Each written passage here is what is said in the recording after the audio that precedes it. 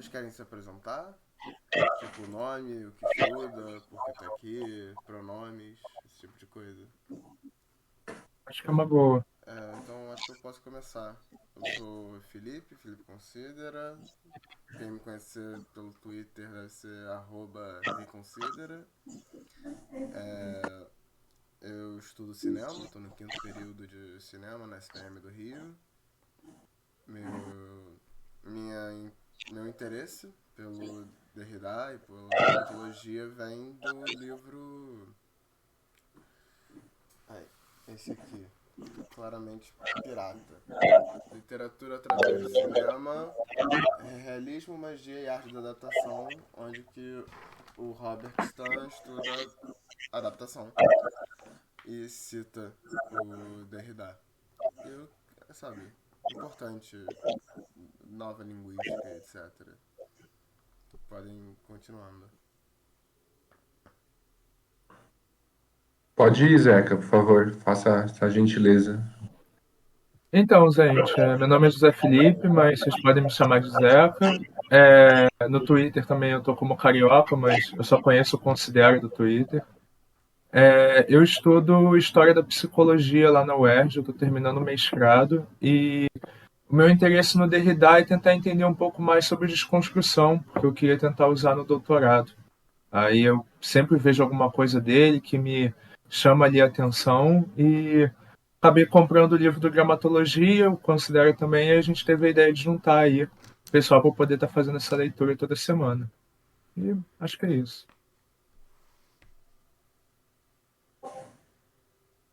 Meu nome é Guilherme, eu estudo esquizodrama, eu faço uma pesquisa lá no Instituto Gregório Barenblitz, tentando entender a relação entre percepção, cinema, psicose, e como essas novas tecnologias, né, esses ruídos que nos interserão, produzem semiótica, acontecimentos, mesmo que microacontecimentos, como pequenas convulsões. Eu não faço faculdade, sou meio por fora, tenho uma formação em esquizoanálise na escola do Luiz Fugante e estou tentando me agenciar uma faculdade de cinema agora, né? Mas vamos ver o que acontece. E meu interesse por Derrida, eu acho que eu caí de paraquedas, assim, nunca li. A Henry mandou o grupo num outro grupo, né? No grupo que está o Pedro Rocha, ele não está aqui hoje, nem a Henry. E eu falei, escritura, interessante, né? E cá estou. Maneiro, maneiro. Então, posso falar? Bom dia a todos, é um prazer estar aqui. Meu nome é Fernanda, eu tenho mestrado em literatura e eu sou escritora. Meu interesse é tentar conhecer teorias para transformar minha escrita em uma poética de radicalidade. E conheço Derrida, mas nunca fui uma boa leitora do Derrida, é por isso que eu estou nesse grupo.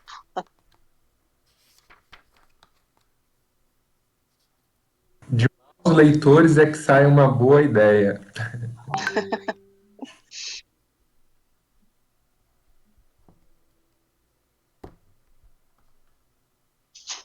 Alguém mais vai se apresentar? Então, gente, oi, eu me chamo Max, eu sou psicólogo, também caí de paraquedas em Derrida. Quem me apresentou ele foi o José Felipe, falou sobre o grupo, e aí eu também mostrei interesse nessa coisa da desconstrução, que é sempre bom, né, estar se atualizando, e é isso.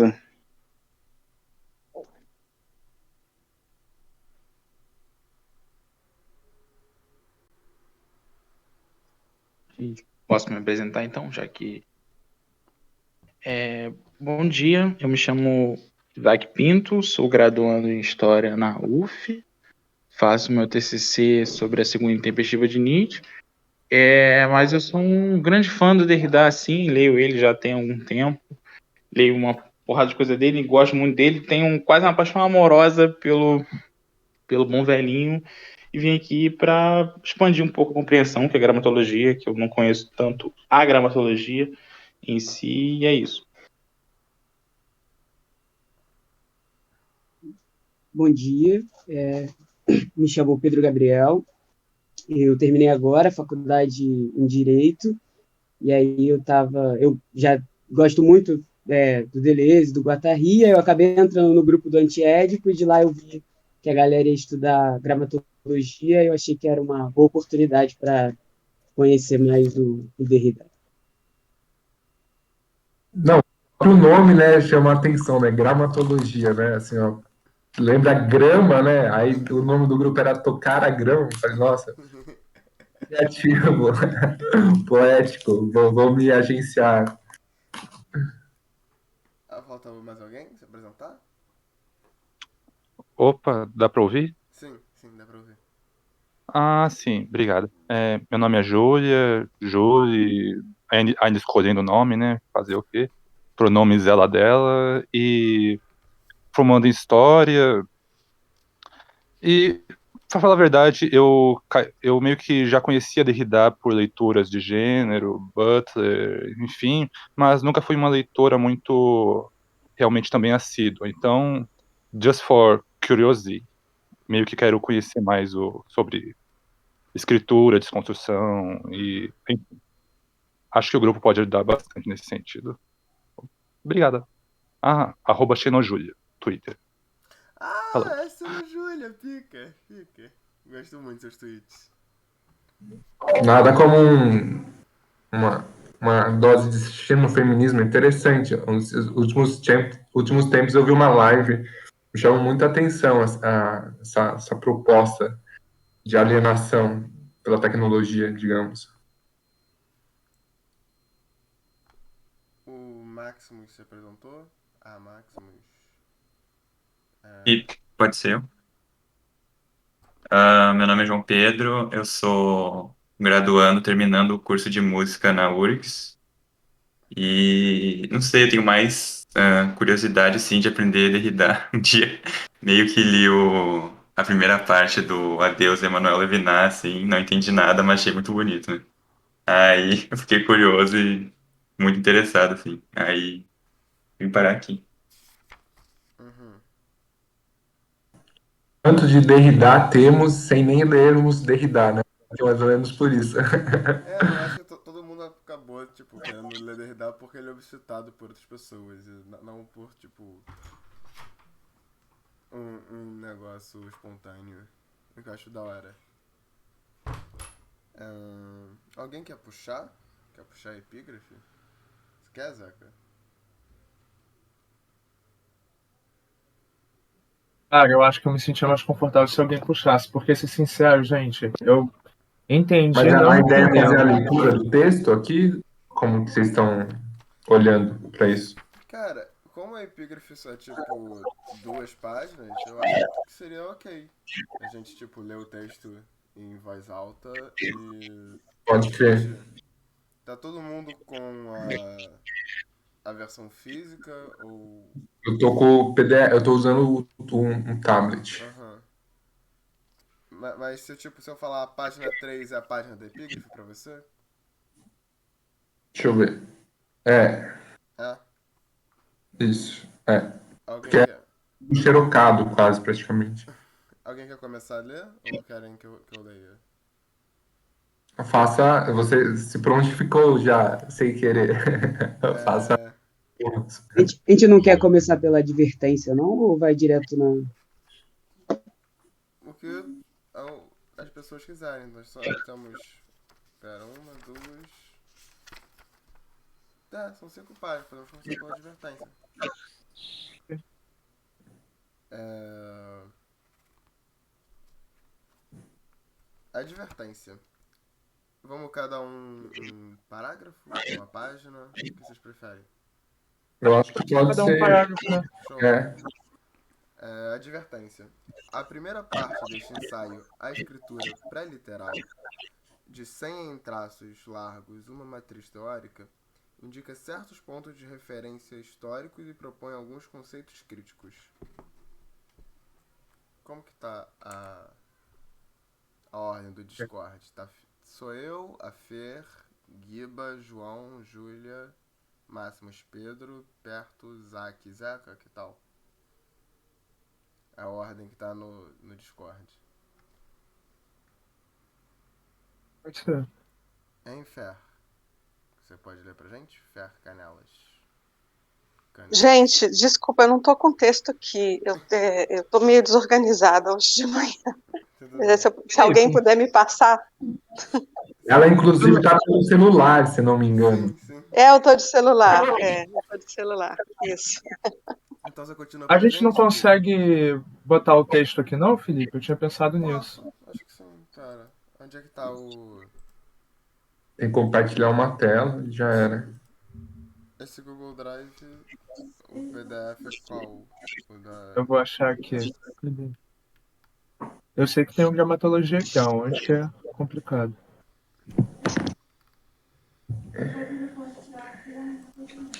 Estes, eu vou enquanto isso eu vou fazer a leitura. Claro.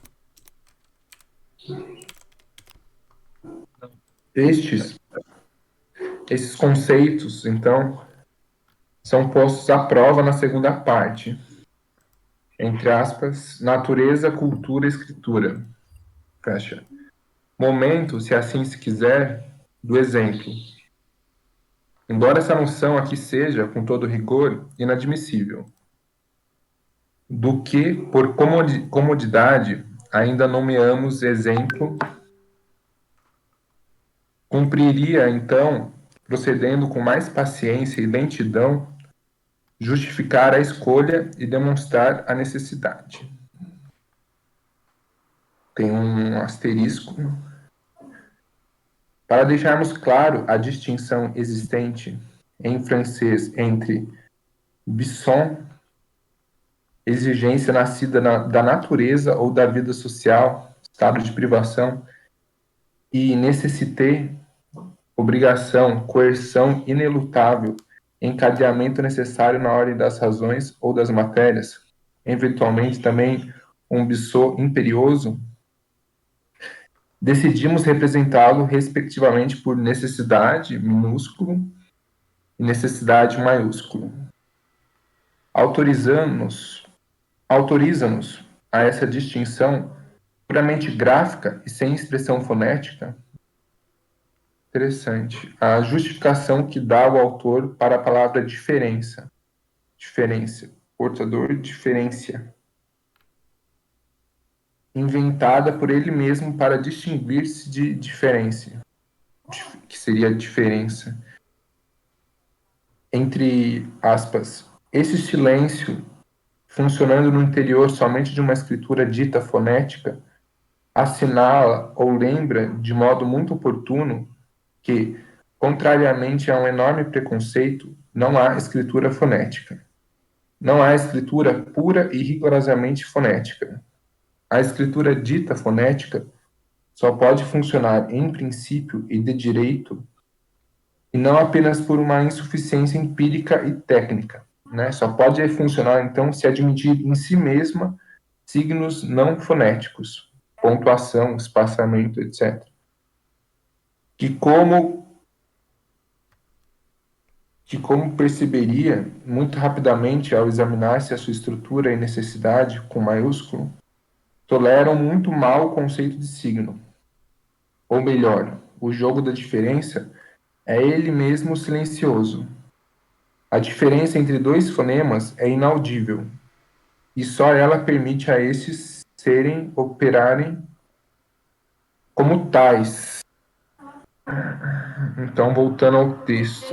Trata-se de uma leitura do que poderíamos talvez denominar a época de Rousseau. Leitura apenas esboçada, considerando com efeito a necessidade, com maiúsculo, da análise, a dificuldade dos problemas, a natureza do nosso desígnio, acreditamo-nos autorizados a privilegiar um texto curto e pouco conhecido, o Essai sur l'origine das línguas. Aí, alguém que seja bom em francês, esse Essai, que poderia ser, teremos de explicar o lugar que concedemos a esta obra. Se nossa leitura permanece inacabada, é também por outra razão. Embora não tenhamos a ambição de ilustrar um novo método, tentamos produzir, muitas vezes embaraçando-nos neles, problemas de leitura crítica. Nossa interpretação do texto de Rousseau depende estreitamente das proposições arriscadas na primeira parte. Estas exigem que a leitura escape, ao menos pelo seu eixo, às categorias clássicas da história das ideias, certamente, e da história da literatura. Mas, talvez, antes de mais nada, da história da filosofia. Em torno desse eixo, como é óbvio, tivemos de respeitar as normas clássicas, ou pelo menos tentamos fazê-lo. Embora a palavra época não se esgote nessas determinações, lidávamos com uma figura estrutural, tanto quanto com uma totalidade histórica. Esforçamo-nos, por isso, em associar as duas formas de atenção que pareciam requeridas, repetindo assim a questão do texto, do seu estatuto histórico, do seu tempo e do seu espaço próprio. Esta época passada é, com efeito, constituída totalmente como um texto, no sentido dessas palavras que teremos a determinar. Que ela conserve, enquanto tal, valores de legibilidade e uma eficácia de modelo, que desordene assim o tempo da linha ou a linha do tempo. Eis o que quisemos sugerir ao interrogarmos de passagem, para nele encontrarmos apelo, o oceanismo, não sei como falar, declarado de um etnólogo moderno. É interessante, pelo menos ali, o momento que você mesmo escreve algo que, tipo, não é propriamente um puxadinho, né? Mas você está se arriscando ali a escrever. Aí você se depara com o texto que você escreve e mesmo você não consegue situar ele em nenhum lugar. Você fica travado, né? Numa leitura, porque aquele texto não se refere a nenhum lugar, né? O texto parece que ele tem um em si mesmo, né? Aquele texto que você escreveu que é diferente, né? De uma própria teoria, mas é um arriscamento.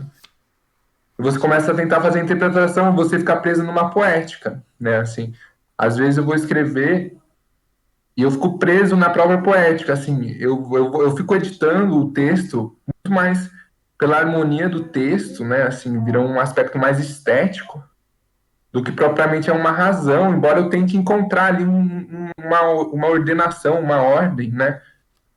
E na poesia isso fica mais claro, né? Que esse aspecto da escritura, né? Como uma certa... Ali falando de fora, né? Um aspecto de uma gramatologia, né? Enquanto o texto, né? O texto como a referência. Você fica desnorteado, é gostoso. Eu acho interessante que ele já introduz meio que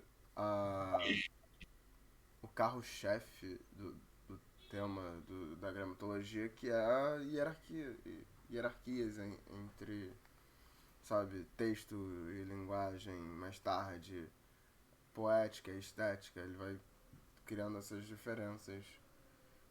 Tipo, ele tem Até do som, né? Da fonética, né? Assim, quando sim. você lê um texto, a voz que fala. E ele tem um artigo, esse foi o único artigo do Derrida que eu li antes desse texto, que é o do Difference e do Difference, sabe? Que é da diferença com A e diferença com E. Que é meio que sobre como que a língua francesa é um saco, mas também sabe, discussões fonéticas que ele começa a abordar desde agora. Ele faz pequenas torções, né? Em algumas palavras, né? Interessante. Eu li um pouco mais pra frente, aí tem da deslocamento, né? Ele descolocamento, acho que era isso a brincadeira que ele faz, né? Sim, sim. Inventando algumas palavras para não referir ao que normalmente tenderia, né? Sim. E a necessidade, ele usa as duas necessidades que tem no texto, ele usa com um N maiúsculo. Que alguém tem algum comentário sobre isso? Porque eu realmente não tenho noção por que ele usa necessidade com N maiúsculo, não sei se for uma questão de ênfase. O que? Necessidade com maiúsculo e com minúsculo? Ele usa a necessidade 2 vezes no texto, as 2 vezes são com maiúsculo.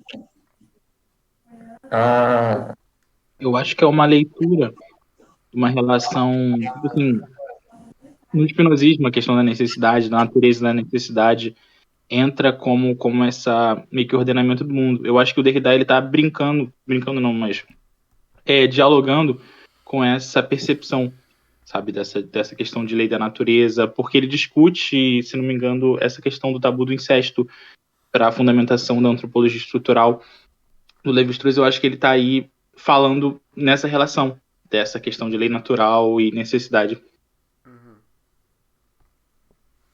Eu faço uma leitura da necessidade, essa diferença, né, entre maiúsculo e minúsculo, quanto à harmonia, né? Uma que é mais possui uma relação intrínseca, né, uma necessidade talvez, aí a qual ele estaria se referindo talvez seja, eu estou olhando aqui de novo no asterisco, a necessidade minúscula, né, acho que algo mais harmonioso, e a necessidade com maiúsculo, aí eu teria que olhar no texto depois que ele escreve, né, porque isso eu estou falando só em relação ao asterisco, né, não sei como está aplicado ao texto dele, né, mas essa necessidade com maiúsculo, algo mais arbitrário, né, mais coercivo, né, como se fosse um encadeamento, né, ele usa essa palavra, né, de algo que acontece e necessariamente tende a outro, não um amor, né, assim, o amor ele não é necessário, mas ele tem o seu próprio acontecimento que faz com que aconteça, né, então uma necessidade do acontecimento que não é coercitiva, né, mas é muito mais pelo desejo, digamos assim, é mais movido por uma espécie de magia, né, talvez possa ser essa diferença, né, algo mais mágico e algo menos mágico, né, não sei como vocês são próximos desse lance de magia e etc, né, algo que é cego aos olhos, né, mas acontece a partir de algo. Quer fazer algum comentário, Zaca? Eu posso... Show. Não, que eu vi aquele vídeo até que botaram no grupo do Moisés falando do Derrida, e tem uma parte que ele vai falar da gramatologia, e aí ele comenta que essa necessidade com letra maiúscula seria em algum momento ele tipo dialogando com a ideia de necessidade hegeliana, né? De como na própria contingência que são as coisas, né, se apresentam, de modo que elas só poderiam se apresentar assim, mesmo sendo contingente, né? Embora talvez não tivesse uma obrigatoriedade no sentido que tinha que ser assim, mas pelo fato de que foram desse jeito, elas não poderiam ter sido de outro, né? Quase aquela ideia Deleuze depois vai, né, que você que vai ler o Deleuze falando que seria uma necessidade retroativa, né? Olhando para trás, tinha que ser desse jeito porque foi desse jeito, né?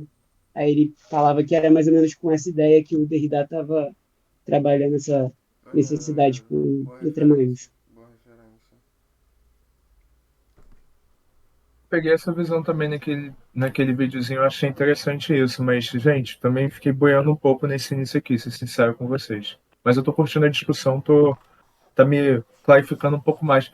Eu só ia pedir depois, acho que foi o Zac Pinto, que falou sobre a questão do incesto no Levi-Strauss, se alguém souber falar alguma coisa, porque eu também vi isso recorrentemente nos vídeos, e fiquei um pouco aéreo, não sabia nem que o rolê do Levi-Strauss era muito isso. Não sei se alguém sabe dizer alguma coisa. Eu sou bom em chutar. Eu vejo assim, mas eu chuto mesmo. Ótimo.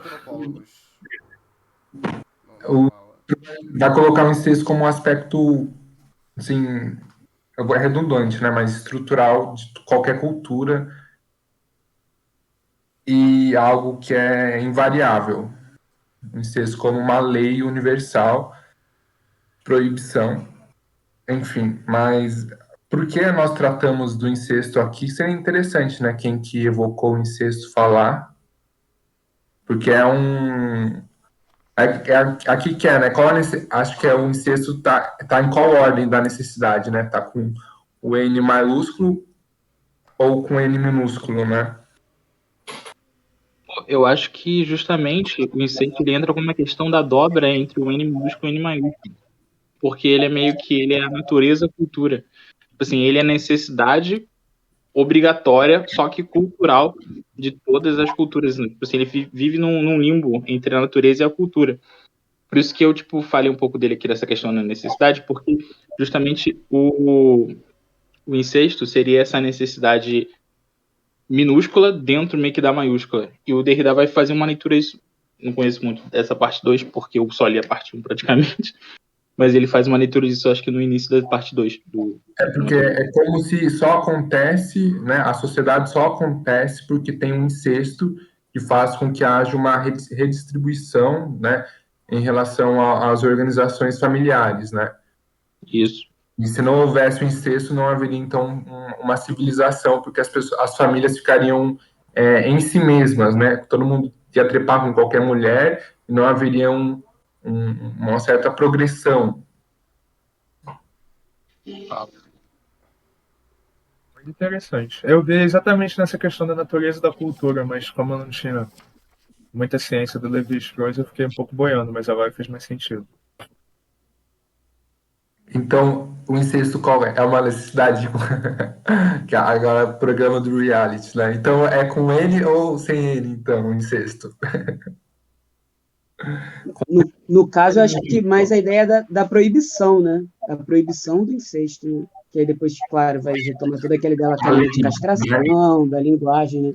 A lei, A lei, proibição. né? A lei é necessária, né? Qual é? A lei é harmônica ou ela é uma imposição, é coercitiva, né? Então precisa submeter essa lei ou ela se dá nas próprias relações, assim, submerge como uma própria cultura mesmo, né? Aí que teria a diferença, né? A lei é uma cultura, né? Ou ela já é algo do Estado, né? Algo que estaria para além da cultura, algo impositivo, né? Como que a cultura se prolifera, né? Ela se dá numa relação hierárquica, né? Entre dois que vai submeter ou se ela é mais harmônica, né? Aí falando no caso do Brasil, né, temos aí uma discussão que dá bom, né? Olhando para como nós vivemos, né? Dizem que nosso povo é um povo tem é namorado, enfim, é interessante esse aspecto da cultura, de qual é a ordem da necessidade, né, de uma lei. Mas assim já estamos caminhando para caminhos muito floridos. A gente vai discutir a nota do. Porque eu acho que ninguém leu. Que foi. Onde é que tá? Aqui no final, quando ele fala do sentido. Ele fala sentido e tem um asterisco. E sobre esse termo, ver a segunda nota que fizemos no capítulo 4 da segunda parte. Então, Vê se vocês acham se a página. E também, já que estávamos falando sobre diferença de duas palavras, né? Acho que a diferença entre diferença e diferença, né? Que ele vai inventar, ou pelo menos a nota o tradutor inventou uma palavra, né? Que é a diferença. Que é o diferença e diferença. Que A no nossa, francês é uma letra, né? No francês é uma letra. Aí no português ele coloca um i. sim. Né? A nossa mestra em letras quer falar alguma coisa sobre?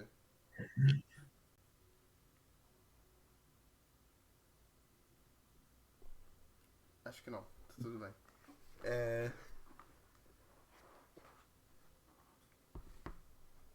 tô procurando aqui, Felipe. Eu acho que é a página 331, mas vê se eu não tô perdido.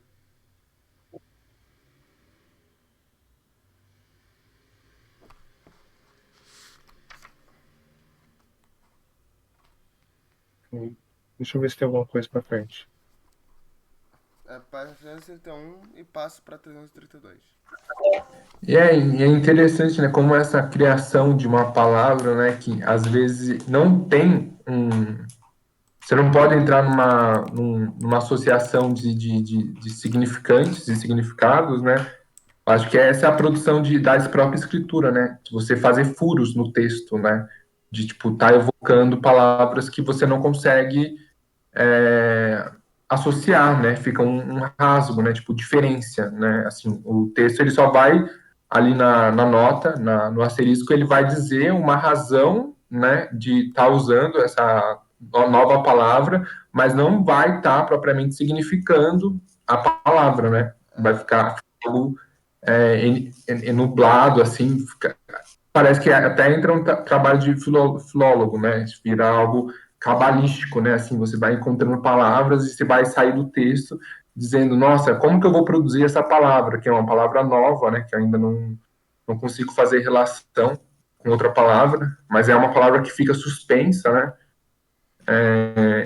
Aí que parece que produz uma outra metafísica, né? Que é uma metafísica de uma invenção, né? De uma palavra criada que você aplica com outras palavras e você consegue agenciar, né? Uma palavra que não é uma palavra com outras palavras, né? Isso já produz um outro sentido ao texto, né? Então, é quase um papel de poeta também ali do filósofo, né? Nesse caso.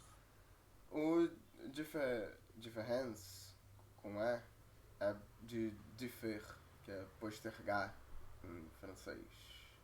É adiar. Ele tá fazendo um jogo de palavras, sabe? Onde elas. Como que eu posso explicar? Porque ele tá citando isso no difference do próprio Derrida. Ele fala sobre o espaço da palavra diferença. Que a palavra diferença, ela cria um espaço entre duas coisas. Enquanto a palavra diferencia, como que ele escreveu aí, o tradutor, ele cria uma ideia de temporalidade, sacou? O jogo de palavras do differ que o Derrida propõe. De novo, isso foi um negócio que eu li pra ler o Mil Platões, que é citado no Mil Platões, e eu li muito porcamente, eu li rápido, mas vai entrar, isso vai ser citado múltiplas vezes. Vamos sujar as mãos, então. Nós podemos trazer de volta o diferença pro Acho que a epígrafe agora entra muito bem, porque tem uma citação poética, né? Aquele que brilhar na ciência da escritura brilhará como o sol. Um escriba. O Samás, deus do sol, quanto à luz, perscrutas a totalidade dos países, como se fossem signos cuneiformes. Gente, o rolê do sentido tá na página 335. Acho que é isso, Felipe. Que ele fala: a palavra francesa sens possui duas acepções básicas. Uma vinda do latim sensus, que equivale a sentido, entre aspas, como, aspas, forma ou órgão de receber sensações, ou ainda como significação. Deste uso derivam-se as expressões bom senso e senso comum, onde senso equivale a juízo, faculdade de bem julgar. Outra acepção vem do germânico sino, raiz do alemão sim, e é o mesmo que direção. Tem esse trecinho aqui, foi uma coisa que eu encontrei. Então eu vou reler a frase que cita o sentido. Pera. Show. Esforçamo-nos, por isso, em associar as duas formas de atenção que pareciam requeridas. Pera, eu pulei? Não. Esforçamo-nos por isso em associar duas formas de atenção que pareciam requeridas, repetindo assim a questão do texto, do estatuto histórico, do seu tempo, de seu espaço e de seu espaço próprio. Esta época passada, com efeito constituída totalmente como um texto no sentido destas palavras que teremos a determinar. Aí a gente pode voltar na descrição de sentido, né? Que ele tá usando o sentido sense, certo? Isso. Como forma ou órgão de receber as sensações, ou ainda como significação. Sim. Então, o texto recebendo órgãos. Sim. Interessante. Alguém tem algum comentário?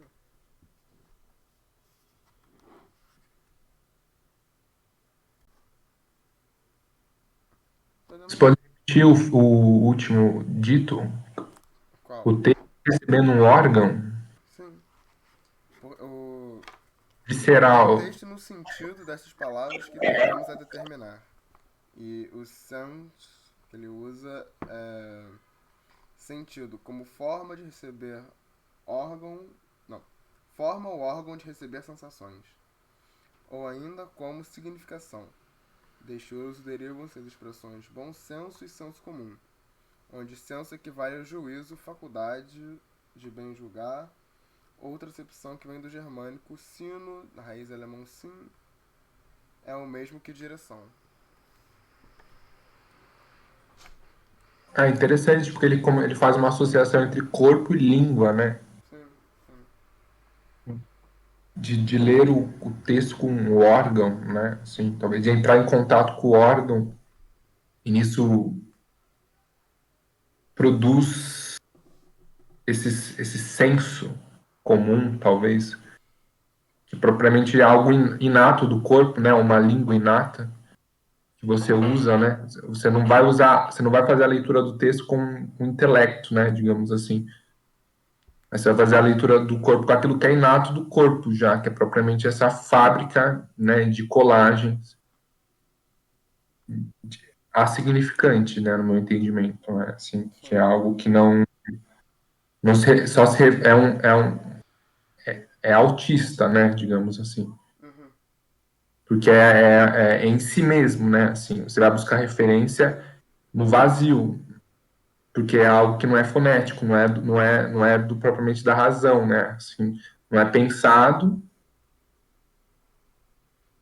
mas não é nem de associação, porque é uma espécie de bricolagem, né, digamos assim. Você vai tentando criar, né, algo para você submeter, né, ao texto, já que vem algo da ordem do insignificante, digamos assim, né, fazendo referência ao texto de palavras criadas, né, a escritura como uma última parede, né? Aquela do qual você não consegue se dissociar, nem referi-la a outra parede. Fica algo ali que você fica batendo. Mas aí o que faz permanecer na escritura, né? Digamos assim. É essa própria fabulação, né? Que se a gente for na epígrafe, né? Ele vai falar aqui do componente do aquele que brilhar na ciência da escritura brilhará como o sol, né? Então tem uma certa autopoiesis, né? Na ciência da escritura, né? Para você acompanhar uma escritura, você tem que fabricar a própria escritura também, né?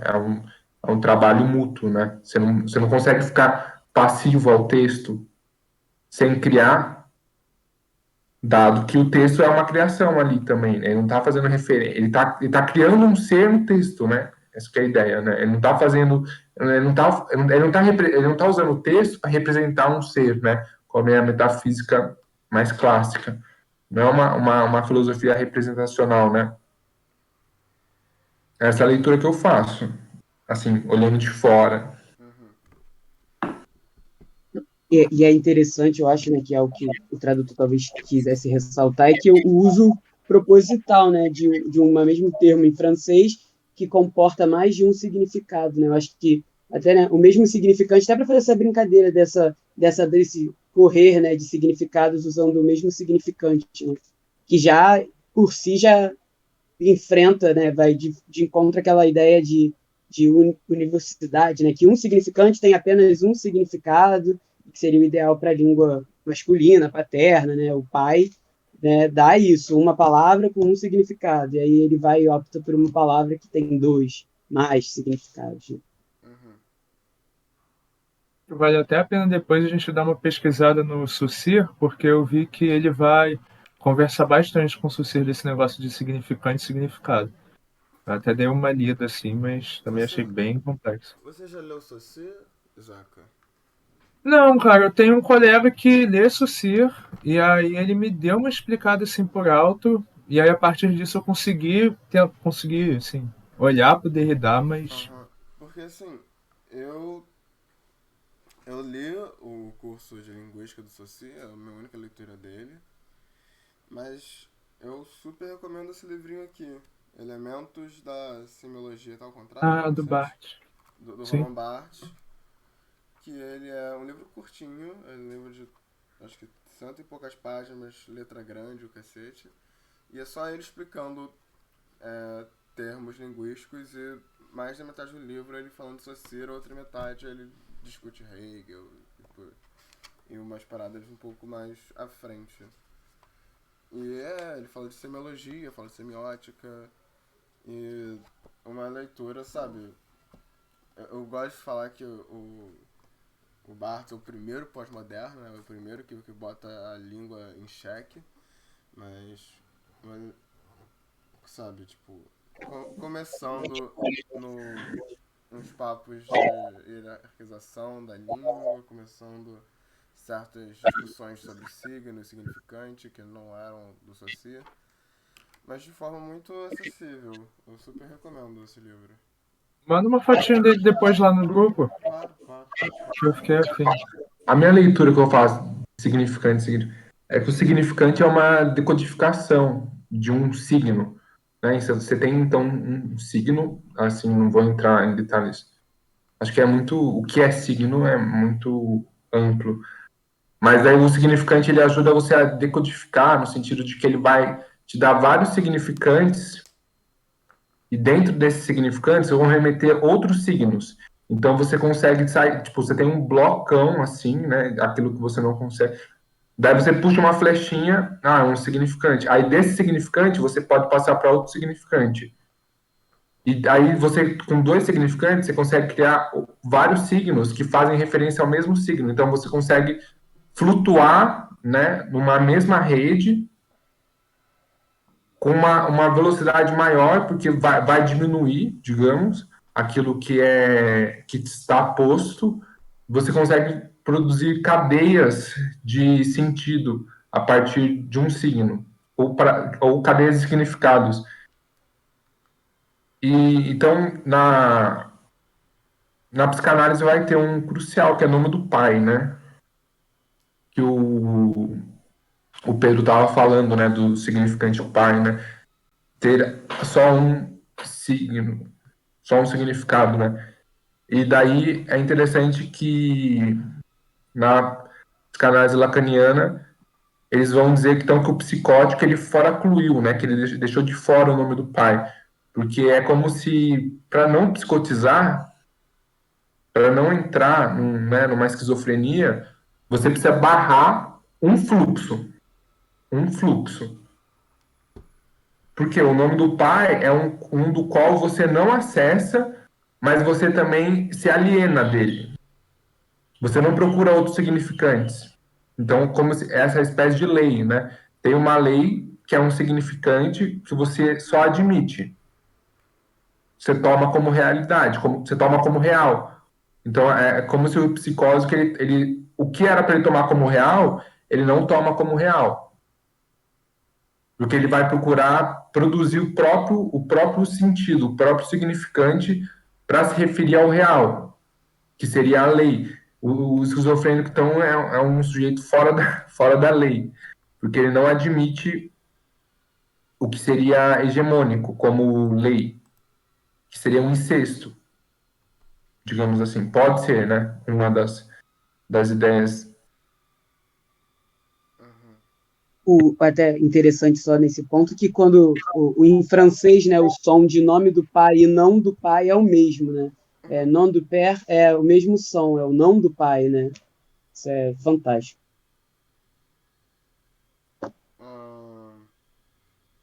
Entraremos na epígrafe? Já estamos indo para 10 horas? Sim. Quem foi a última pessoa a ler? Fui eu. Foi o João. Bom. Júlia, você quer ler? Quer ficar no silêncio? Considera, aqui não tô com edição física, daí que fica um pouquinho mais complicado para eu poder ler. Então, hoje Eu deixo, cara, a leitura aqui, onde é que tá? O epígrafe e... Pronto.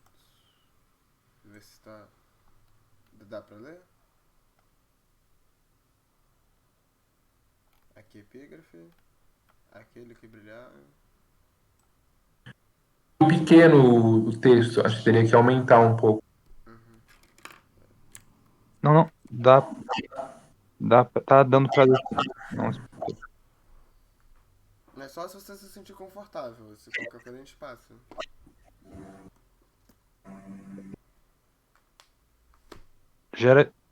desculpa, gera dificuldade mesmo assim. Mas obrigado. Alguém quer ler? Vamos. Começa você, Felipe, novamente. Eu posso ler se quiser, pô. Não, então pode escolher. Aí começa depois. Vai lá. Tá bom. Aquele que brilhar em ciência da escritura, brilhará como o sol, um escriba. Ó Samas, Deus do Sol, com tua luz perscrutas a totalidade dos países, como se fossem signos cuneiformes. Esses 3 modos de escrever correspondem com bastante exatidão aos 3 diversos estados pelos quais se podem considerar os homens reunidos em nação. A pintura dos objetos convém aos povos selvagens, os signos das palavras e das orações aos povos bárbaros, e o alfabeto aos povos policiados.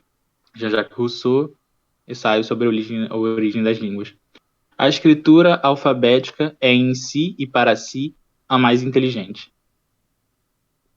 Continua? Vocês vão falar alguma coisa? Ou... Acho que a gente, como a epígrafe é maior, a gente pode fazer... É bem potente, né? Do que começar. Alguém é leitor de Hegel? Não? Pedro fez ele estava tecendo comentário sobre Hegel anteriormente, o Pedro Gabriel. Assim, Deu até uma risada. A escritura alfabética em si para si a mais inteligente, eu acho que fica difícil a gente entender assim, como não leitores. Porque realmente, minha leitura de Hegel, eu li alguma coisa de Adorno que fala sobre Hegel, mas eu gostaria de um pouco mais de explicação desse para si em si. Eu sei que tem significados muito diferentes, até por, sabe? É o autista.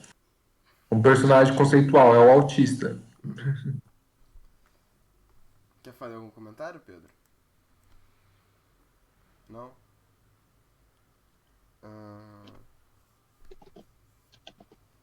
Se for pensar a relação do autista com a linguagem, é interessante. O autista ele não fala, né? Digamos assim, o estereótipo do autista é aquele que não fala, né? Porque ele tem ele tem uma representação da língua que para ele basta não falar.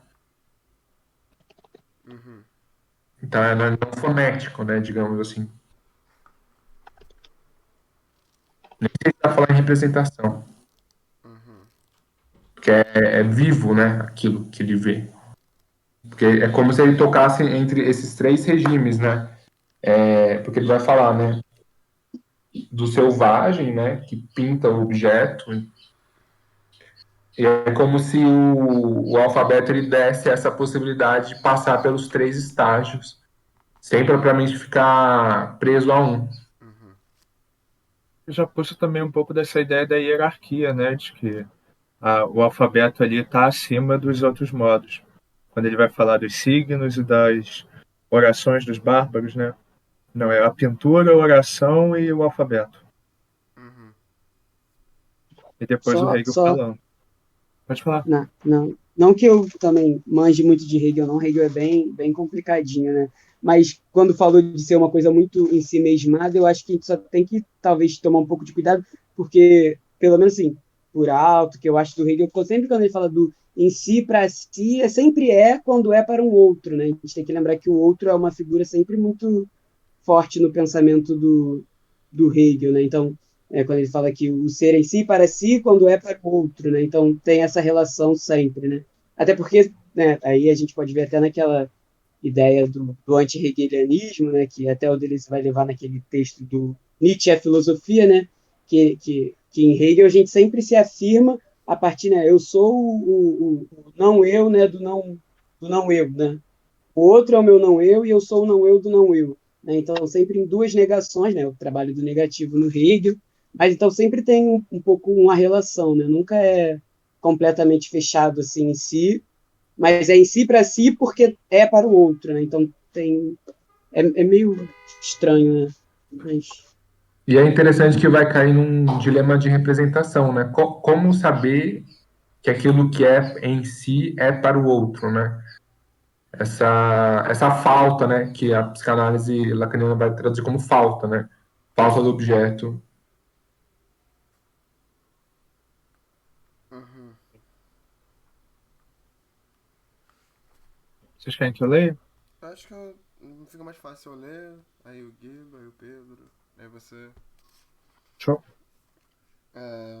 Essa tripla epígrafe não se destina apenas a concentrar a atenção sobre etnocentrismo, que em todos os tempos e lugares comandou o conceito da escritura, nem apenas sobre o que denominaremos logocentrismo, metafísica da escritura fonética, por exemplo, do alfabeto, que em seu fundo não foi mais por razões enigmáticas, mas por mais essenciais e inacessíveis a um simples relativismo histórico do que etnocentrismo, mais original e mais poderoso que hoje está em vias de se impor ao planeta e que comanda numa única... Oi?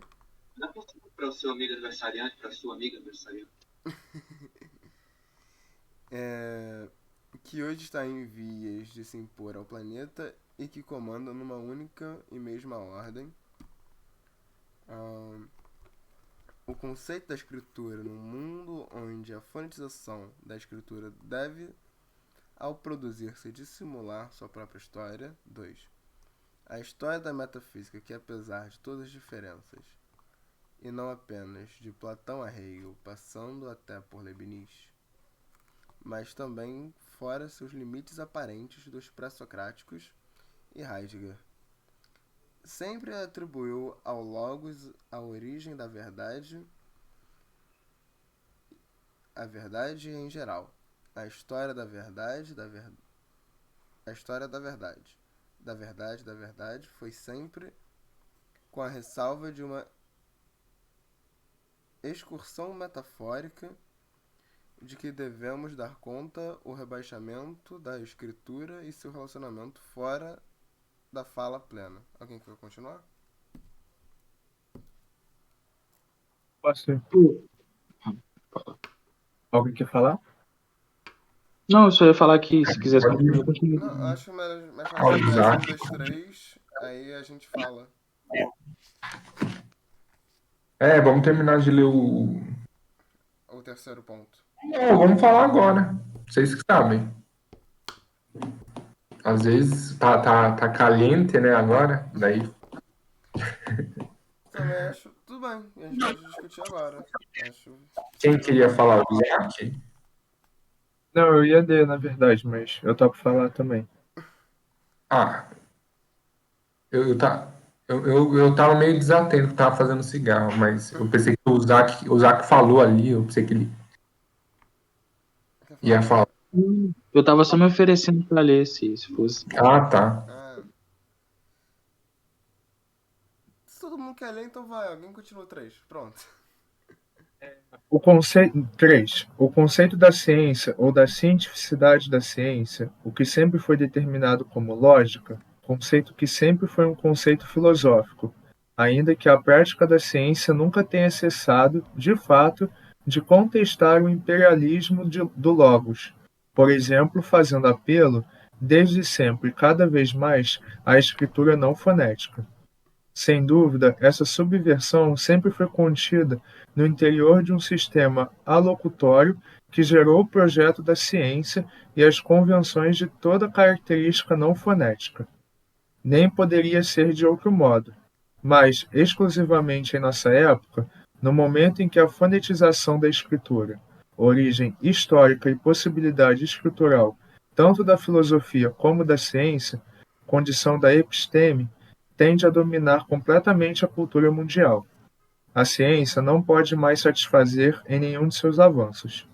Esta inadequação já se pusera em movimento desde sempre, mas algo, hoje, deixa aparecer como tal, permite, de certa forma, assumi-la, sem que essa novidade se possa traduzir pelas noções sumárias de mutação, de explicitação, de acumulação, de revolução ou de tradição. Esses valores pertencem, sem dúvida, ao sistema cuja deslocação se apresenta hoje como tal. Descrevem estilos de movimento histórico que só tinham sentido como conceito de história mesmo no interior da época logocêntrica. Gente, eu fui pulando as notas de rodapé, mas eu ia falar isso. Vocês acham melhor ir parando e lendo a nota? Eu acho que agora é um momento pra gente começar a ler as notas, já que... Ou vocês querem terminar o 3? Porque eu acho que o 3 realmente acaba. Podemos ler essa nota desse asterisco. Uhum. Qual a do descolocar? Isso. É Giba, né? Qual o seu nome de verdade? Perdão. Guilherme. Guilherme. Eu esqueci de ver a senha, não consigo alterar. Você quer ler? Eu vou ler a nota, então. Asterisco. Descolocar. Termo pelo qual traduzimos o verbo francês desloquer. Este difere de déplacer, que seria deslocar, bem mais frequente por incluir uma ideia de violência no movimento que imprime. Também tem um sentido importante em nosso contexto de efetuar o despejo de um locatário do seu alojamento. Descolocação, acredito que ele esteja falando do descolocação, quando ele fala do sentido... Não, acho que ele está falando de deslocar, seria de efetuar o despejo de um locatário do seu alojamento. Então, mais uma palavrinha ali que ele nos presenteia, descolocação. Cujo esses valores pertencem, sem dúvida, a um sistema cuja descolocação se apresenta hoje como tal. Esses valores pertencem, sem dúvida, ao sistema, se apresentam hoje como tal. Descreve estilos de movimentos históricos que só tinham sentido no interior da época logocêntrica. Pela alusão a uma ciência da escritura guiada pela metáfora, pela metafísica e pela teologia, nota 3. Não visamos aqui apenas aos preconceitos teológicos, que num momento e num lugar referenciar, verbo pelo qual traduzimos o francês repérer, composto do substantivo repérer, que é, mais simplesmente, ponto de referência. O verbo derivado indica a ação de colocar ou instalar pontos de referências que podem, em sentido mais concreto, ter postes ou marcos numa entrada, ou também a operação de introduzir marcos de referências num texto. Então, não visamos aqui apenas aos preconceitos teológicos, que no momento e lugar referenciáveis inflectiram ou reprimiram a teoria do signo, escrito nos séculos 17 e 18. Falaremos a seu respeito mais adiante, a propósito do livro de M. V. David. Esses preconceitos Esses preconceitos são apenas a manifestação mais vistosa e mais bem circunscrita, historicamente determinada, de um pressuposto constitutivo, permanente, essencial à história do Ocidente, e, portanto, à totalidade da metafísica, mesmo quando se dá como ateia. A epígrafe não deve apenas anunciar que a ciência da escritura, a gramatologia. Bom, vamos lá. Depois eu vou. Algumas notas. É complicado, né, cara? Porque tu tá lendo o texto, vai pra nota, a nota tem uma nota. Gramatologia. Tratado das letras, do alfabeto, da silabação, da leitura e da escritura. Ao que sabemos, em nossos dias, apenas Gelb empregou essa palavra para designar o projeto de uma ciência moderna. Aí tem o título, A Study of Writing, The Foundations of Grammatology. O subtítulo desaparece na reedição de 1963. Embora se preocupe com a classificação sistemática ou simplificada e apresente hipóteses controvertidas sobre a monogênese ou a poligênese das escrituras, este livro segue o modelo das histórias clássicas da escritura. Observe-se que a definição de litre é retomada, exatamente nos mesmos termos, por Aurélio Buarque de Holanda, no seu pequeno dicionário brasileiro de língua portuguesa, onde se admite a variante gramaticologia.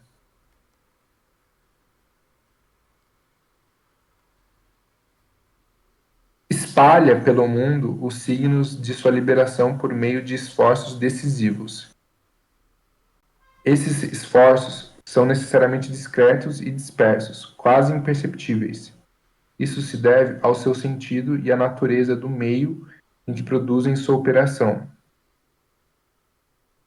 Desejaríamos, principalmente, sugerir que, por mais necessária e fecunda que seja a sua empresa, e ainda que, na melhor das hipóteses, ela superasse todos os obstáculos técnicos e epistemológicos, todos os entraves teológicos e metafísicos que até agora limitaram, uma tal ciência da escritura corre o risco de nunca vir à luz como tal e sob esse nome, de nunca poder definir a unidade do seu projeto e do seu objeto, de não poder escrever o discurso do seu método, nem descrever os limites do seu campo, por razões essenciais.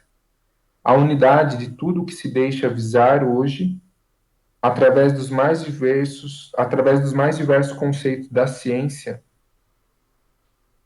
e da escritura, está determinada em princípio com maior ou menos segredo, mas sempre por uma época histórico-metafísica, cuja clausura nos limitamos a entrever. Não dizemos cujo fim.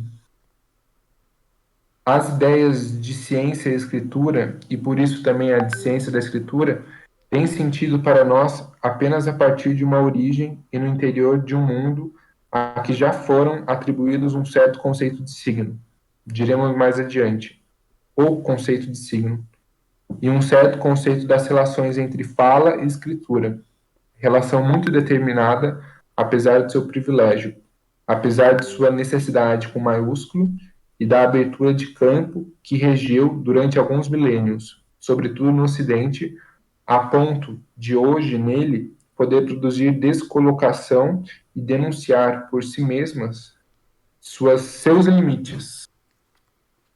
Então, último parágrafo da epígrafe. Talvez a meditação paciente e a investigação rigorosa em volta do que ainda se denomina provisoriamente escritura, em vez de permanecerem aquém de uma ciência da escritura ou a de repelirem por alguma reação obscurantista, deixando-a, ao contrário, desenvolver sua positividade ao máximo de suas possibilidades, sejam a errância de um pensamento fiel e atento ao mundo, irredutivelmente por vir, que se anuncia no presente, para além da cláusula do saber. O futuro só se pode antecipar na forma do perigo absoluto. Ele é o que rompe absolutamente com a normalidade constituída, e por isso somente se pode anunciar, apresentar-se, na espécie da monstruosidade. Para este mundo por vir e para o que nele terá feito tremer os valores de signo, de fala e de escritura, para aquilo que conduz aqui o nosso futuro anterior, ainda não existe epígrafe. É muito interessante, esse último parágrafo eu grifei. É interessante que ele fala apresentar, né, e não representar, né? Então a escritura ela apresenta, ela não representa. Esse é o aspecto que estávamos discutindo anteriormente. Interessante, né? Na forma absoluta do perigo, né? Acho que é o perigo do quê? De não saber se isso é o que é para o outro, né? Porque não tem uma mediação. Não tem um signo comum, não tem um significante comum que permita uma elucidação entre um e outro, né? Então você fica num certo abismo, né? Num perigo absoluto, porque é instável. É como é.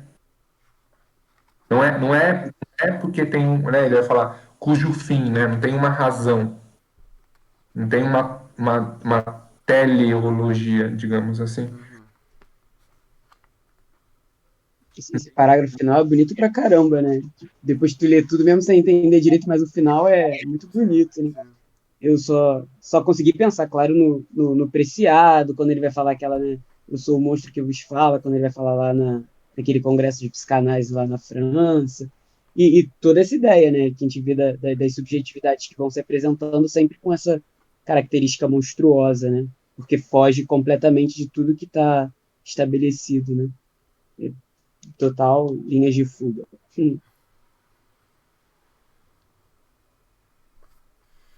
Acho que a gente pode voltar pro início, né? Onde ele discute o logocentrismo, né? Como que eu posso falar? O vício. Podemos. Nosso Eu voltei aqui. nosso vício do alfabeto, como a gente pensa pelo alfabeto, né? O que vocês já citaram Lacan, já discutido em Lacan, né? 20 anos atrás. Tem uma passagem, né? Sempre atribuiu ao Logos a origem da verdade em geral, né? Então, esse negócio da origem, né? Quando você não sabe a origem, né? Que perigo é esse que você está querendo, né? Você está fazendo algo sem querer saber a origem, né? Você não está procurando uma essência, né? Assim, pano de fundo. Mas embora ele vai falar, né? Sempre a escritura se constituiu, né? Dentro desse já dado da metafísica ocidental. Mas é como se agora, no nosso tempo, a metafísica já sucumbiu à própria linguagem, né? Acho que ele vai. Eu não sei se nessas partes ou um pouco mais para frente ele vai atribuir que a linguagem ela virou em si mesma, né? Ela não se refere mais a um ser, né? Então, que momento é esse da escritura, né?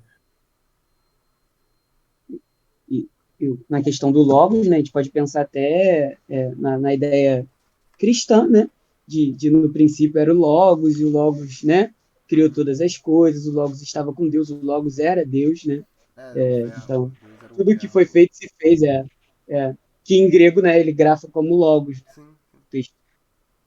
Pô, acho que mais logocêntrico que isso.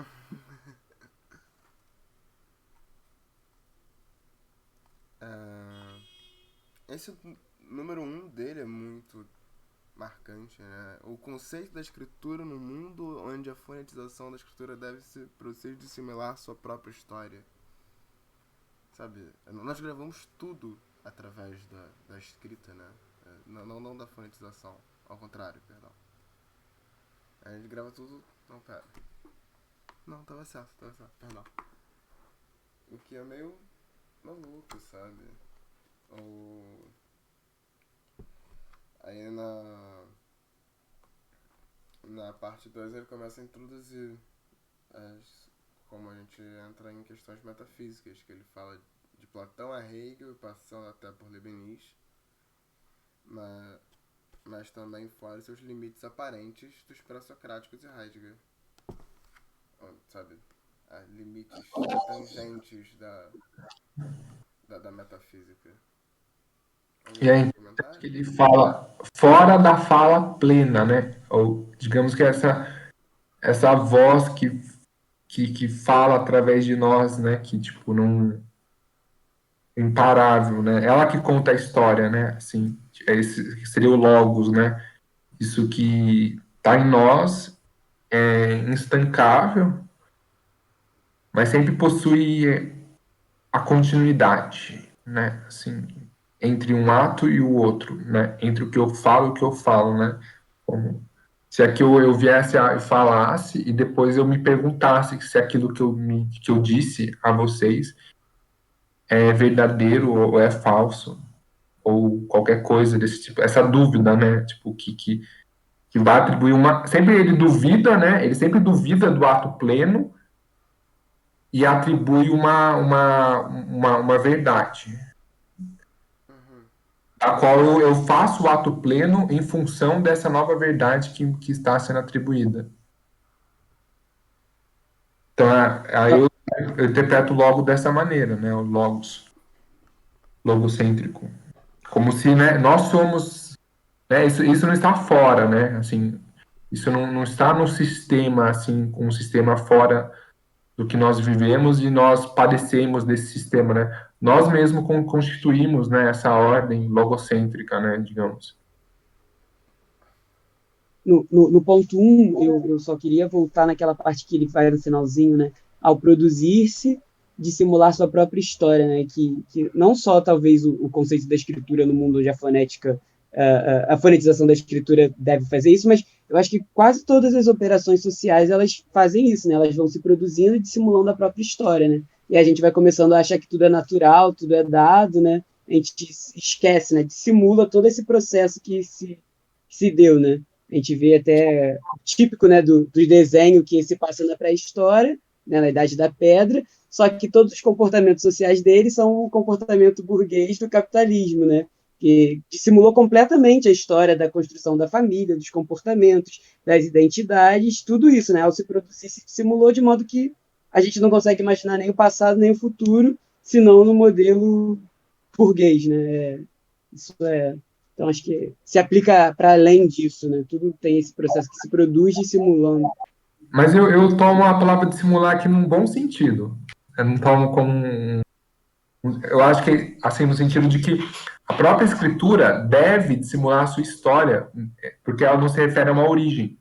Ela deve, então, construir a sua origem, ou ficcionar, inventar a origem, porque é sempre parcial a origem, digamos assim.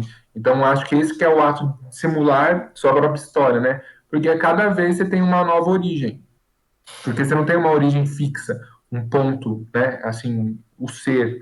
Você tem seres, né? Então, você pode... Não tem um ser com S maiúsculo, né? Ou não tem a necessidade ontológica, né? Com N maiúsculo, né?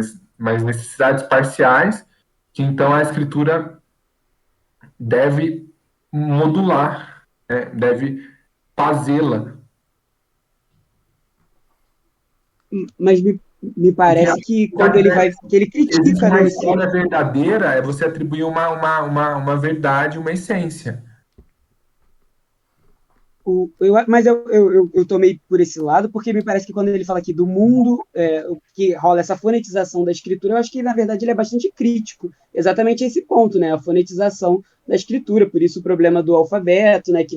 E que a gente vê lá naquelas citações, quando o Rousseau vai falar que o alfabeto dos povos policiados, e o Hegel vai falar que a escritura alfabética em si para ser mais inteligente, né? Acho que isso tudo o Derrida está tentando criticar, né? Então, eu acredito que quando ele fala aqui é o dissimular nesse sentido de negativo, assim, né?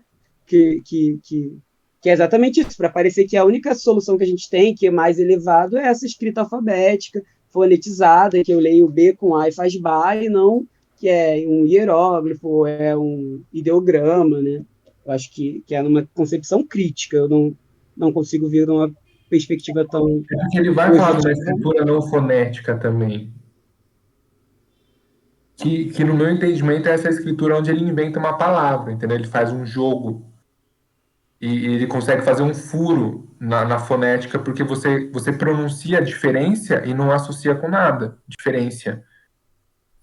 Ou descolocação, você não consegue associar, você não consegue, então é como se você barrasse esse imperialismo do logos de entrar num certo plano, porque você está criando uma imagem que é uma palavra que é mais imagem do que som.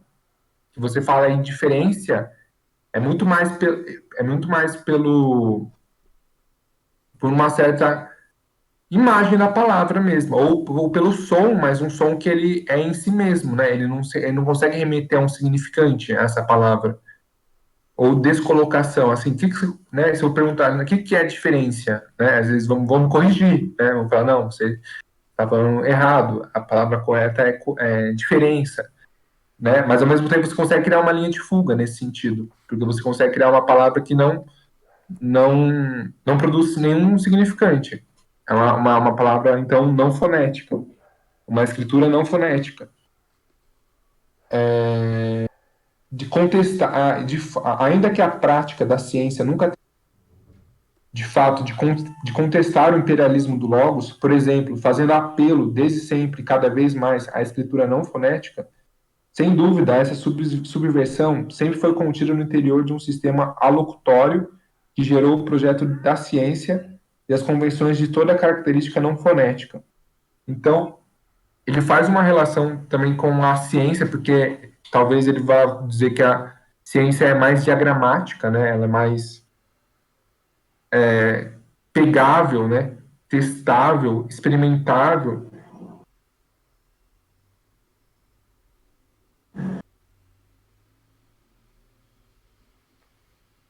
Então, eu acho que aqui é isso, né? Ele vai fazer quase um elogio aqui, né? Essa ideia de não fonética, e aí ele vê que ela está inscrita na própria ideia fonética, porque eu preciso dessa fonetização para poder compreender, talvez, a escrita matemática, que, embora não seja fonética, para haver essa comunicação, precisa da fonética. Né? Então, quando ele fala aqui que ela está inscrita, né?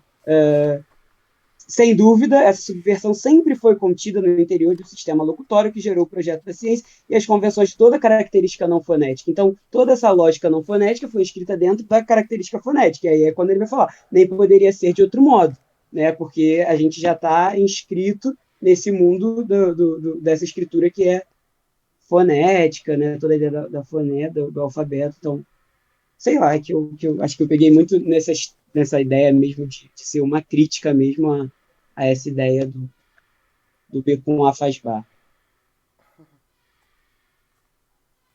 Pô, gente, eu queria compartilhar uma citação com vocês de um texto que eu peguei do Heidegger, porque eu sempre li essa parte do Derrida e nunca tinha visto a dimensão do que é o problema do fonocentrismo, tipo, para essas pessoas. Eu estava lendo o Pensar e Não Ver, não, que chamamos de Pensar, que é um curso do Heidegger, acho que o mais famoso dele, assim, o Derrida cita direto. Tem uma citação dele que eu peguei que eu achei batata. Posso mandar no grupo, se vocês quiserem ver e tudo mais. Vou mandar aqui. Que é, tipo, o fonocentrismo aparece claro. Tipo, ele tá falando sobre meio que a trajetória do Ocidente, falando sobre Sócrates e tudo mais. E ele fala dessa torrente do...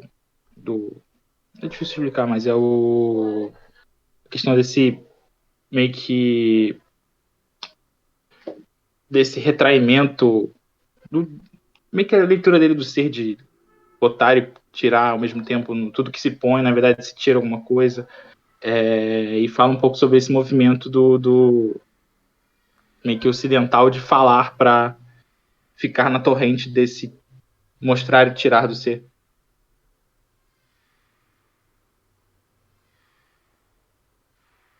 Aí eu, tipo, eu li a gramatologia sem ter esse repertório tão grande assim de, tipo, que os autores que o Derrida tá falando. Eu fiquei um pouco chocado de ver como é tão claro, assim, esse ponto dentro dos outros autores. É como se fosse uma disputa entre semiologia e semiótica, né? Assim, como se fosse as possibilidades de linha de fuga da semiótica, né? Assim, de você conseguir burlar esse império logocêntrico com uma certa semiotização, né? Com uma certa cadeia semiótica de consumo.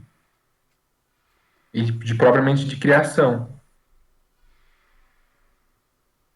Aí, como se houvesse uma possibilidade de abrigo, né, assim, ou de fuga real, né, dentro desse regime de significar, né? Então, o que acontece quando você não significa, né? O que pode acontecer? Você fica com algo indissociável, né? Mas que aquilo vira uma experiência, aí que é o do diagrama, digamos assim.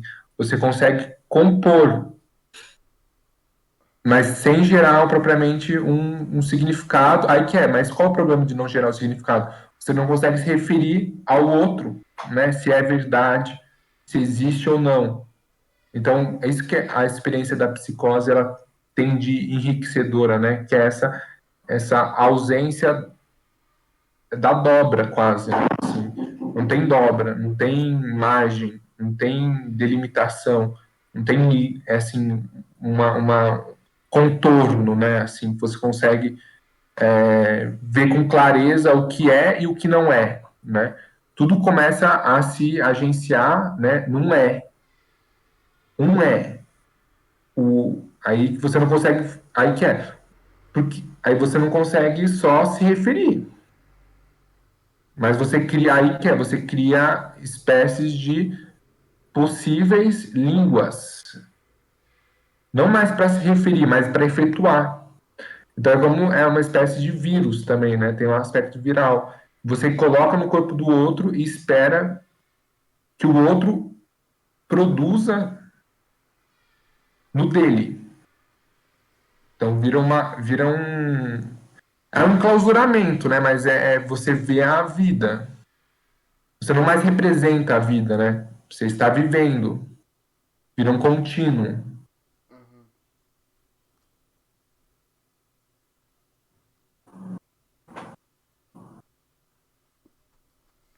Ah, vocês têm E alguma essa figura do vírus é muito importante o Derrida. Ele fala em alguns momentos sobre a desconstrução como um vírus, de alguma forma.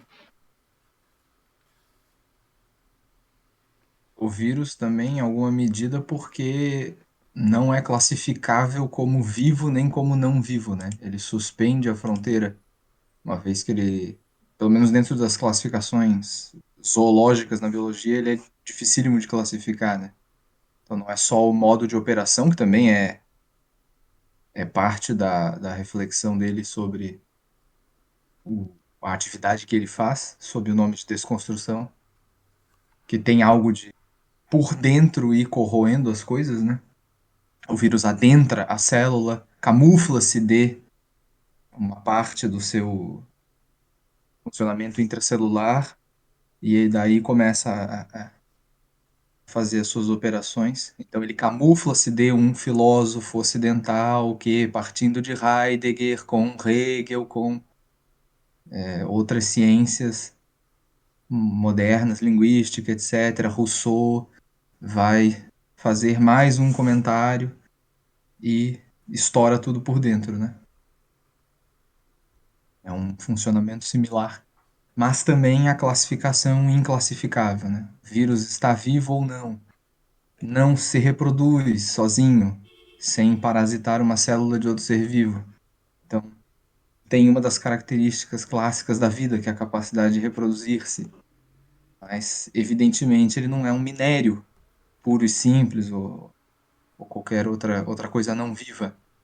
Então, o que ele é, né? Talvez a própria fronteira entre vida e não vida seja o vírus. Então, também isso importa.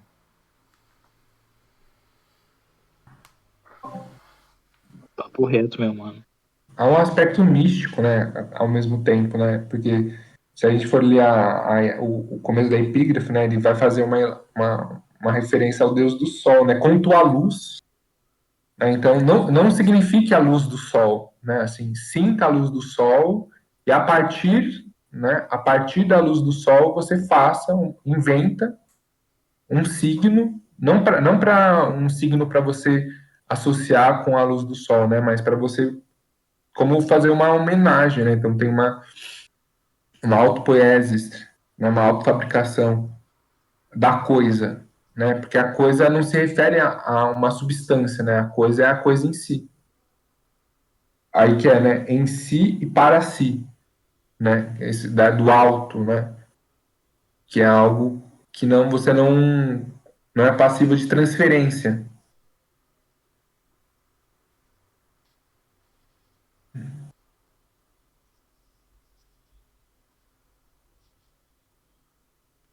É isso mesmo.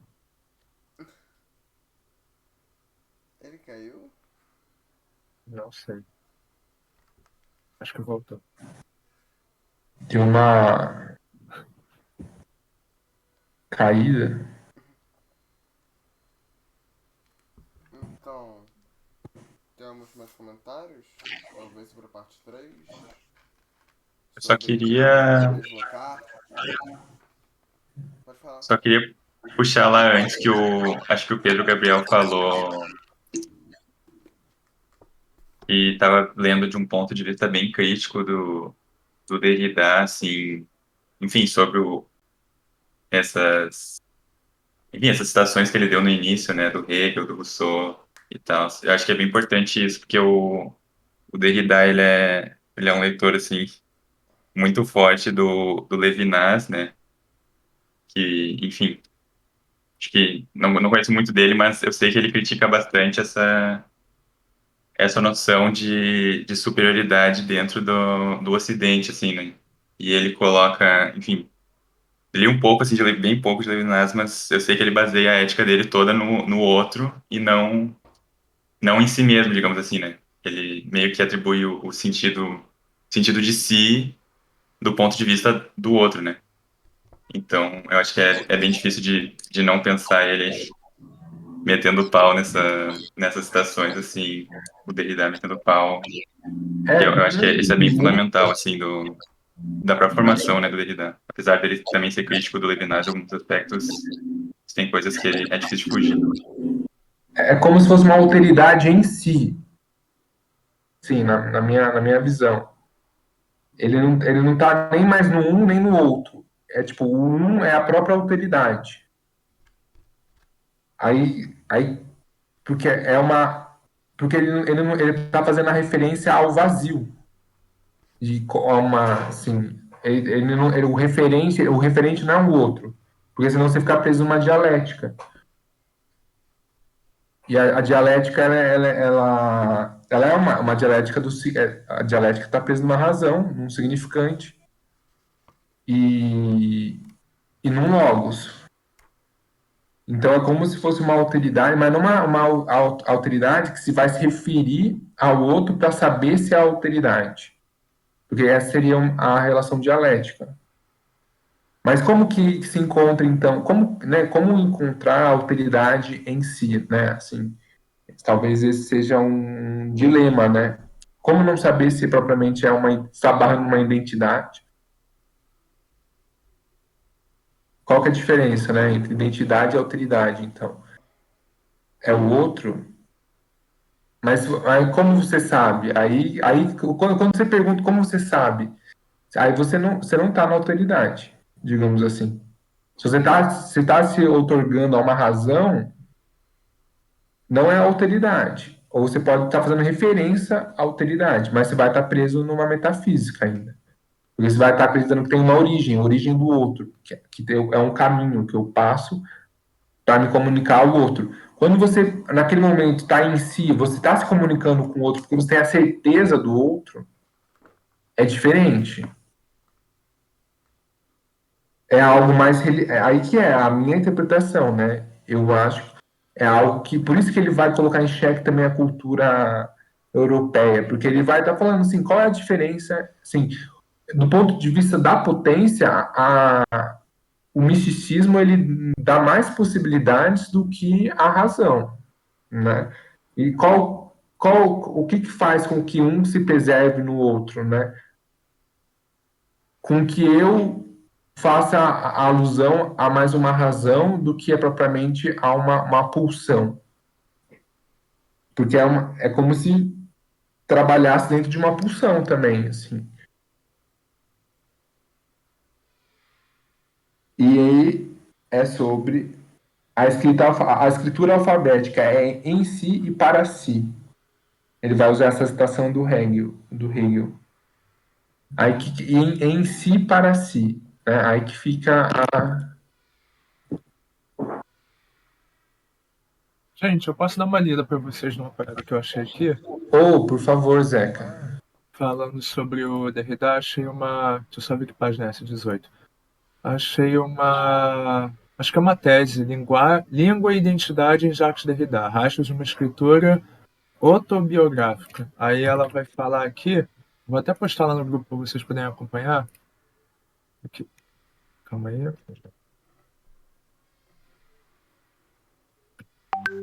Ela vai falar desse epígrafe da gramatologia que ele faz referência às 3 passagens das obras. A primeira é uma citação de uma epístola de um escriba, a segunda é o trecho do Ensaio sobre a Origem da Língua, do Jacques Rousseau, e a terceira é a Enciclopédia das Ciências Filosóficas do Hegel. Aí ela vai falar que as diferenças temporais de cada uma não suprimem o que elas têm em comum. A argumentação sobre o prestígio da escrita fonética em assunção de que o domínio dessa escrita possibilitou a evolução dos povos. Então é bem aquela coisa hierárquica que a gente estava falando do, do, do alfabeto, né? Acima dos outros signos e pinturas e afins.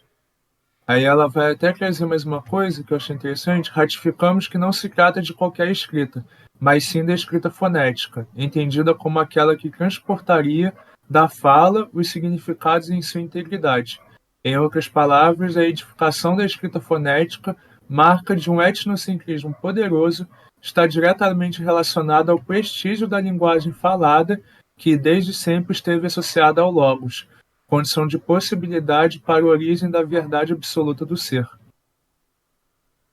Não sei quanto isso fez sentido para vocês, mas eu lembro que quando eu estava vendo algumas coisas sobre o Derrida, uma coisa que aparecia muito é que aqui na gramatologia ele vai utilizar como exemplo para essa coisa da desconstrução essa primazia da fala sobre a escrita. E aí, se eu bem entendi, ele vai tentar mostrar que a escrita está antes da fala. Mas aí, para onde isso vai, eu não sei muito bem. Mas eu sei que ele vai no Platão.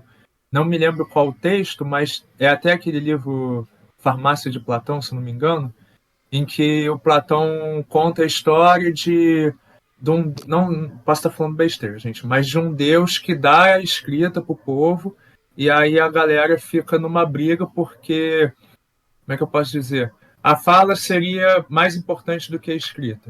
Quando a gente fala, a gente tem certeza de que aquele conhecimento, de que aquela verdade está sendo passada, e a escrita, cada um pode pressupor o que quiser.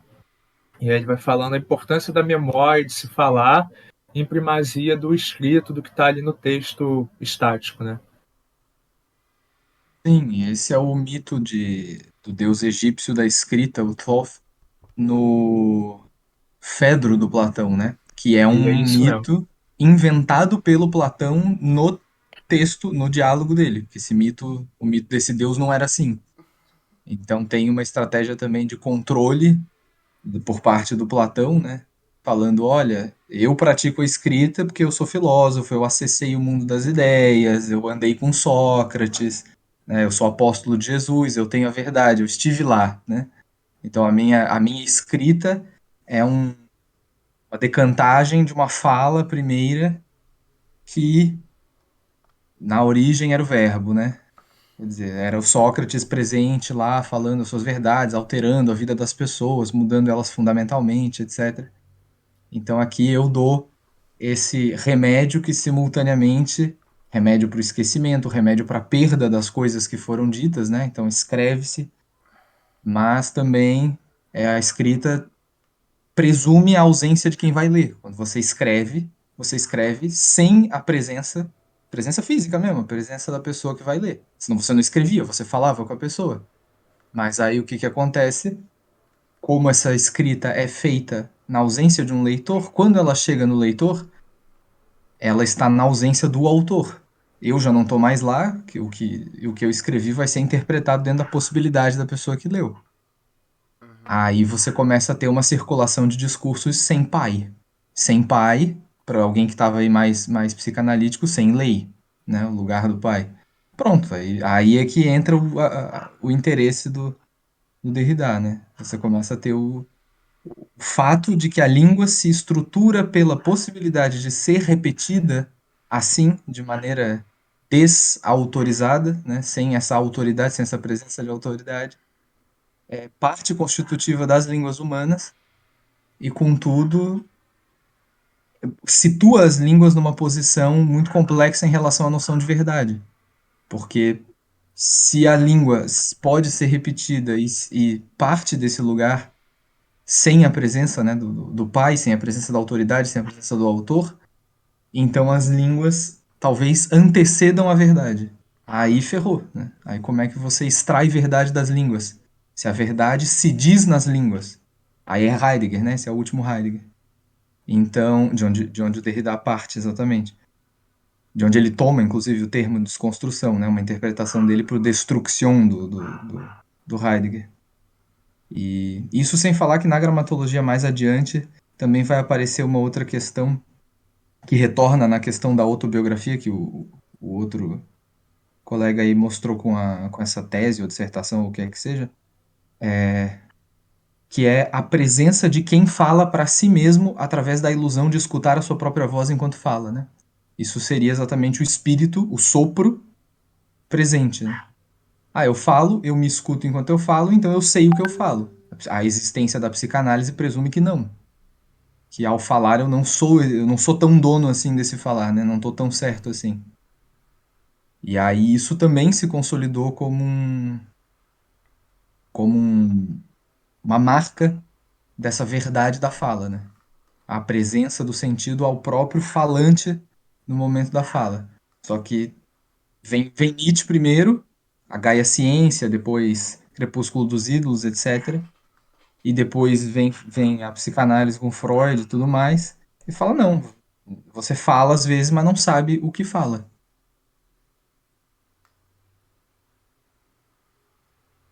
É o Ferber, não é?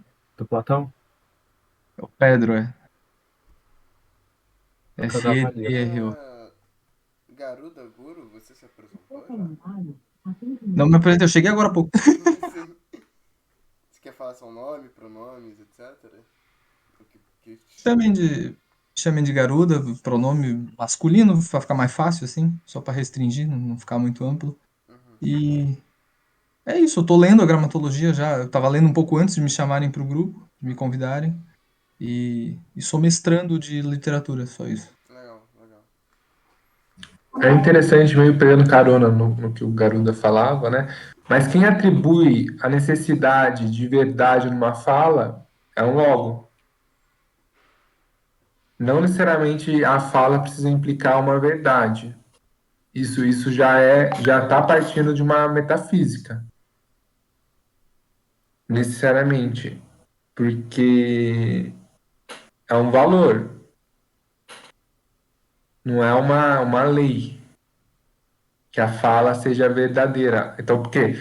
Porque a fala representa algo. Aí você já está entrando num campo de que a fala é representação, que já é uma delimitação, você já está abrangindo um continente e dizendo, não, língua é isso. A língua pode ser. E a linguagem do delirante, então? Ela vai admitir ela somente como plano da mentira? Não que necessariamente ele tenha falado isso, foi o que eu enredei aqui.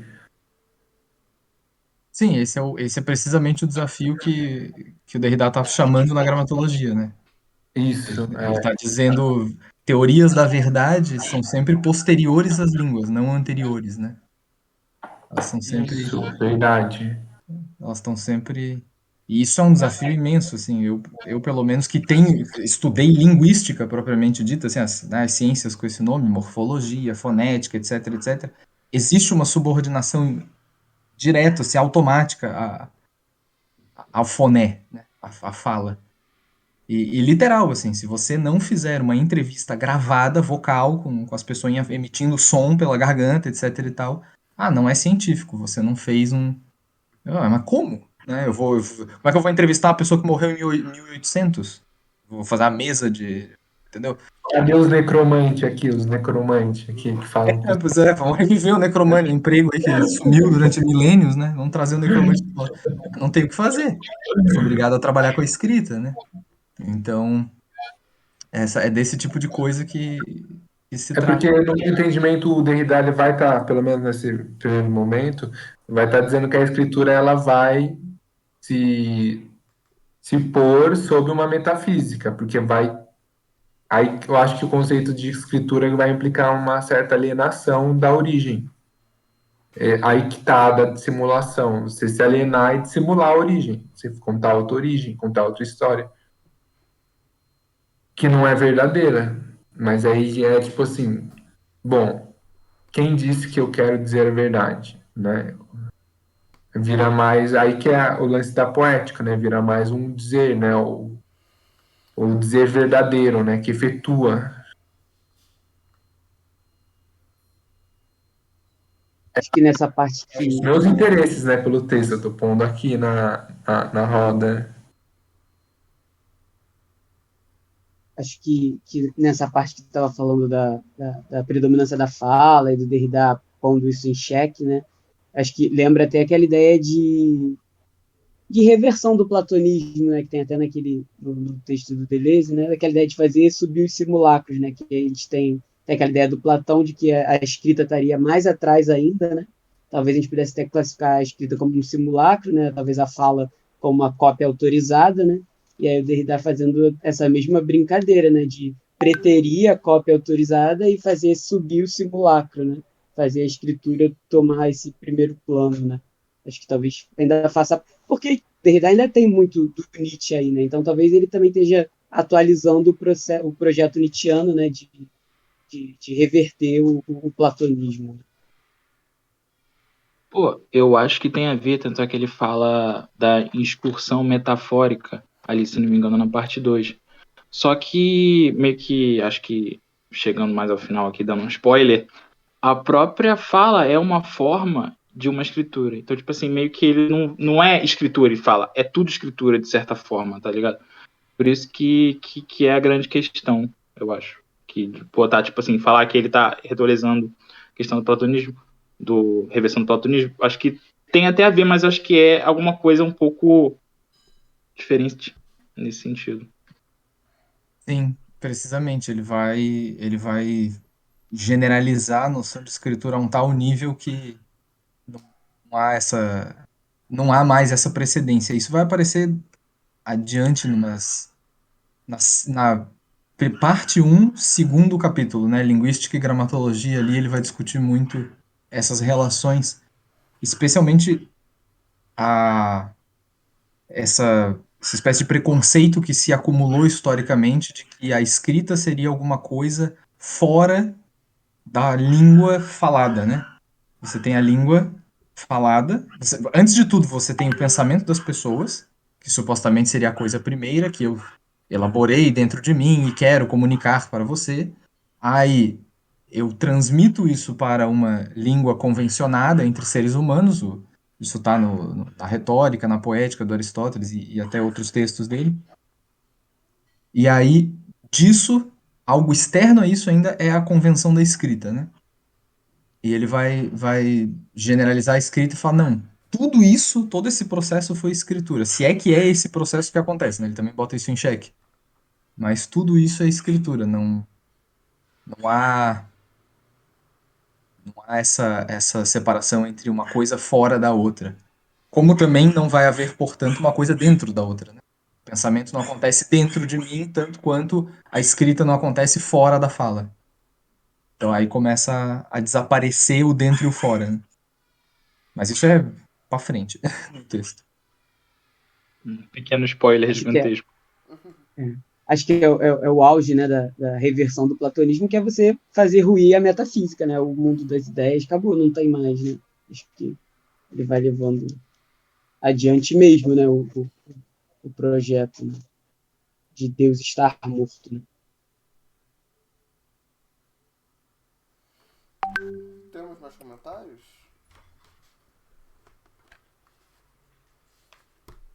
Eu acho que nós paramos um bom ponto para o próximo capítulo, Sim. acredito. Então a gente pode, sabe, demarcar agora como serão as próximas páginas. Porque acho que o próximo capítulo tem que ser. Vai de 7 a 22. Vocês querem ler o negócio todo e aí a gente não faz a leitura aqui em conjunto? Ah, eu gostei dessa da leitura. Sim, eu acho que faz super sentido a gente ler aqui, mas em Sim. quantas páginas? Em 5 páginas nós demoramos 2 horas. Não, porque a gente discutiu bastante, conversou bastante. Então, E vocês querem pegar tipo. não necessariamente seja assim um ritmo sempre, né? Sim, sim. Vocês querem pegar de 7, que é a. 7 a 15. É, Ou qual é o corte que faz sentido no texto? Então, acho que é de 7 a 12, porque na 13 vai começar o significante e a verdade. Nossa, São poucas páginas, né? São 1, 2, 3. 3 E o páginas sem tiver. significante da verdade? O significante da verdade vai até onde? Vai até a. Cadê? Vai um pouco mais pra dentro. Vai até a 22. Tendo já lido tudo isso, eu recomendo seguir essas subdivisões internas que o próprio Derrida deixou no texto. Então, porque eu vou pegar o texto então da diferença de Ferrance, que talvez o Garuda já tenha lido, e que tal a gente fazer assim? O texto da diferença mais a página 7 a 12. Pra mim pode ser. Show. Eu vou deixar isso na descrição do grupo. E qual é a palavra? Chamem mais gente, porra. Tem 28 pessoas no grupo, apareceram 10. Então. E não, esse. Comentaram no grupo isso. O 9, 9 horas da manhã, recebeu tipo 15 votos. Era pra ter pelo menos 15 pessoas aqui. Mas gente. Eu acho que eu vou parar de gravar agora. Muito obrigado pelo primeiro encontro.